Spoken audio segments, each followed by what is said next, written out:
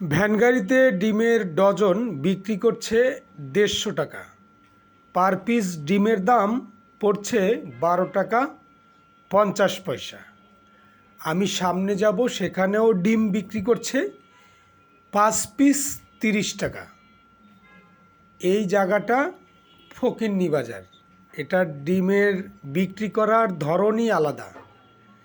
ভাঙা ডিমগুলো পলির ভিতরে কুসুমগুলো দিয়েই বেঁধে দিচ্ছে কাস্টমারকে। তারা সুন্দরভাবে নিয়ে যাচ্ছেন।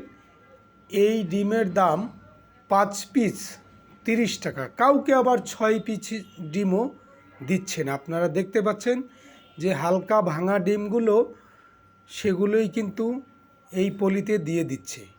এই ডিমগুলো কারণ বাজার থেকে আনা হয় ভোরের দিকে, তারা সকালে এনেই বিক্রি করে এই ফকিন্নি বাজার। ভালো থাকুন।